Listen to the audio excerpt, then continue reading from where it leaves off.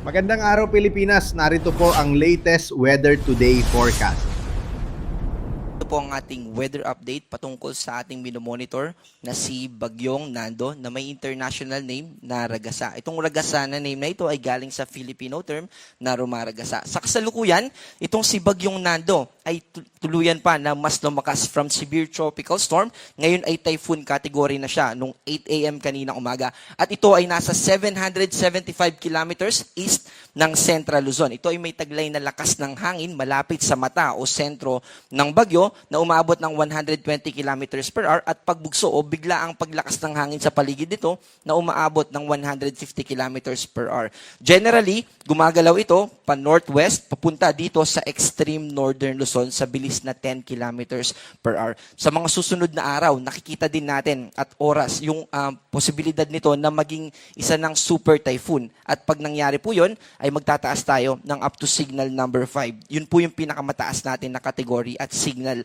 in terms of winds. Samantala, kasabay nitong paglapit nitong si Bagyong Nando ay yung epekto ng habagat or yung southwest monsoon. At habang lumalapit siya, dahil counterclockwise itong pag-ikot nitong si Bagyong Nando, ganun po talaga yung ikot ng mga bagyo, ay na-enhance niya o nahihila niya yung moisture na associated sa habagat. Kaya makakaranas din ng mga pag-ulan yung ating mga kababayan, kasama yung Metro Manila at malaking bahagi ng kanlurang bahagi ng Luzon at ganun din ng Visayas.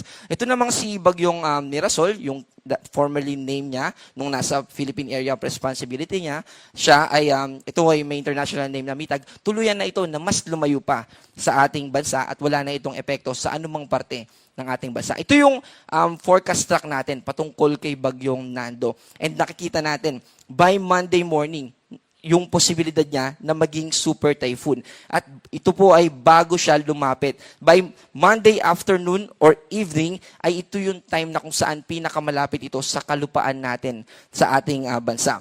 Specifically, dito sa extreme northern Luzon. Kaya ngayon pa lang gusto natin ipaalala sa mga kababayan natin sa Batanes, ganun din sa northern Luzon na paghandaan natin ito. Itong kulay pula, ito yung area na kung saan merong lakas ng hangin na at least 89 kilometers per hour. At yung dilaw naman, ito yung may lakas ng hangin na at least 39 kilometers per hour. So dito rin po, ito rin yung ginagamit natin habang papalapit siya, basyan natin sa mga mag-extend ng wind signal numbers.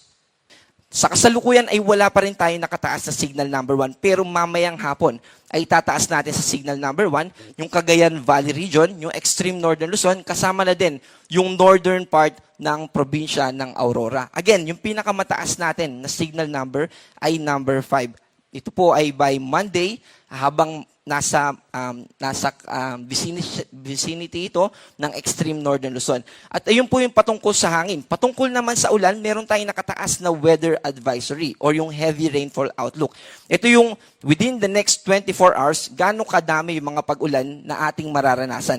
Ito ay simula nito ay bukas ng tanghali hanggang Monday ng tanghali. So 24 hours, posible na makaranas yung mga kababayan natin dito sa Ilocos Norte, Apayao at Cagayan, kasama yung Batanes, ng 100 to 200 millimeters. Ibig sabihin, within those provinces, posible yung yung mga multiple na mga pagbaha. And also, yung mga landslide, lalo na sa mga nakatira sa mga bulubunduking lugar. And 50 to 100 naman dito sa Ilocos Sur, Abra, and Isabela. Yung associated naman na impact niyan ay yung mga flash floods or yung mga localized floodings, lalo na sa mga nakatira sa mga bahaing lugar o sa mga low-lying areas at nakatira sa mga malapit sa katubigan. Halimbawa, malapit sa ilog or mga ilog o dagat. So, dito naman, so ito po yung may kinalaman kay Bagyong Nando. Dito naman sa may kinalaman sa habagat ay nakataas sa orange. Ibig sabihin, 100 to 200 dito sa Occidental Mindoro at 50 to 100 naman dito sa Palawan, Antique, and Romblon. Again, ito po ay simula po ito bukas ng tanghali hanggang Monday ng tanghali.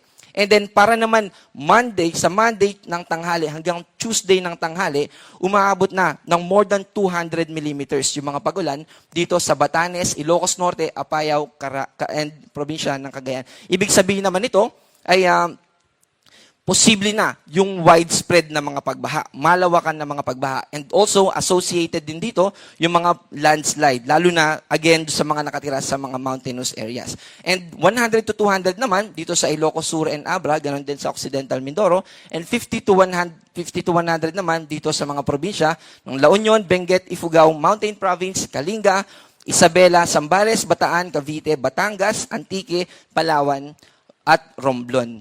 So ito naman yung associated sa mga pag-ulan. At bukod dun sa mga binanggit natin kanina na itataas natin sa signal number 1, yung ina-explain natin na paghila ng hangin and then yung moisture ng bagyong Nando sa hanging habagat, makakaranas pa rin ng mga pagbugso ng hangin. Ibig sabihin, up to 88 kilometers per hour. Yung pagbugso po, yan po yung mga biglaang paglakas ng hangin. Today, mararanasan natin yan dito sa Bicol Region, Eastern Visayas, and Caraga. Pero sa Sunday at sa Monday, ay malaking bahagi pa rin ng Luzon yung makakaranas ng mga biglaang paglakas ng hangin na yan. Kasama din yung western part ng Mindanao and northern part ng Mindanao. And then yung buong Visayas ay makakaranas din ng mga biglaang pagbugso ng hangin. Also, kahit na wala pa tayong nakataas na gale warning sa kasalukuyan, by the way, mamayang hapon sa issuance natin ay malaki na yung posibilidad na magtaas tayo ng gale warning. Pero meron na tayong sa kasalukuyan na nakataas na storm surge warning. Ibig sabihin nito ay yan yung mga matataas na alon na associated sa bagyo.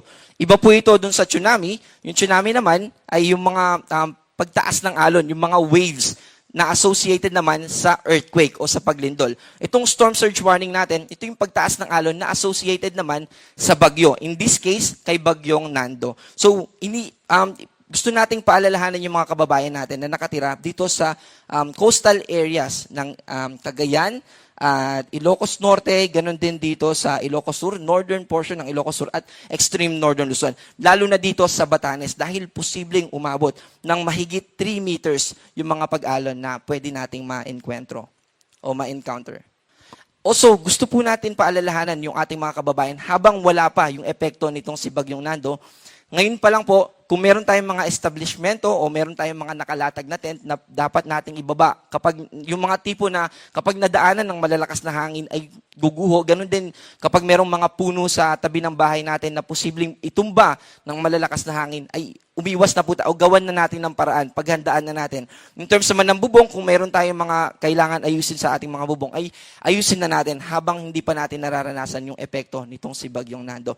And then meron din tayong mga reminders patungkol dito sa paghahanda sa nalalapit na paglapit nitong si Bagyong Nando. Una, makinig tayo at maging updated sa mga ilalabas na updates ng Pag-asa, kung nasa na ba ito, anong wind signal na ba yung sa lugar natin, and then magkaroon tayo ng plano. Hindi lang sa community, ganun din dun sa ating household level.